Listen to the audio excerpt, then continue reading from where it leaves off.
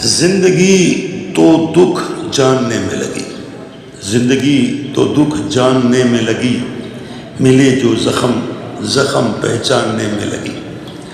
ہم جو زندگی گزارتے ہیں اس کے اوپر ہے، زندگی تو دکھ جاننے میں لگی، ملے جو زخم زخم پہچاننے میں لگی۔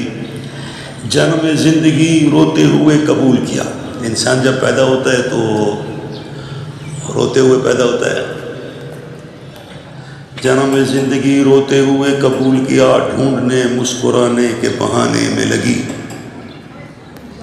خوف غریبی طلب امیری جمع مال کیا، خوف غریبی طلب امیری جمع مال کیا، ہوس بڑھی اتنی کہ ہوس مٹانے میں لگی۔ نفس کو دنیا سے محبت ہوئی اتنی، نفس کو دنیا سے محبت ہوئی اتنی، زندگی دنیا کو سجانے میں لگی۔ نفس کو دنیا سے محبت ہوئی اتنی، زندگی دنیا کو سجانے میں لگی۔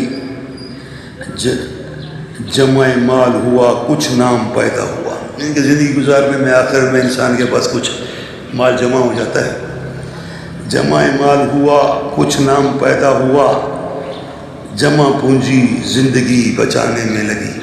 جب آدمی بیمار ہو جاتا ہے تو اس کے حالات یہی ہوتے ہیں، جو جمع پونجی ہوتی ہے وہ پھر زندگی بچانے پہ لگ جاتی ہے۔ جمع مال ہوا کچھ نام پیدا ہوا بابا، جمع پونجی زندگی بچانے میں لگی۔ عشق زن جو ہوتا اگر عبادت تسبیحات کی طرح، آج کل زن عشق کو عبادت کا درجہ دیا ہوا ہے، اور عاشق کا دل نہ ٹوٹے ورنہ خدا رٹ جاتا ہے، ایسی ایسی شاعریاں سن سن کر لوگوں کا دماغ ہے۔ اور ہوتا یوں ہی ہے کہ خاندان کی بیسک شادی جو ہے نا عبادت ہے، اور شادی کے اندر جو دعائیں لے کر آتی ہے، ماں باپ کی بہن بھائیوں کی محبت بڑھتی ہے جس سے، اور عشق اور عدالتی نکاح سے تو یہ چیزیں میسر نہیں ہوتی، نہ ماں باپ سے دعائیں ملتی ہیں، نہ بہن بھائیوں سے دعائیں ملتی ہیں، نہ خاندان سے دعائیں ملتی ہیں۔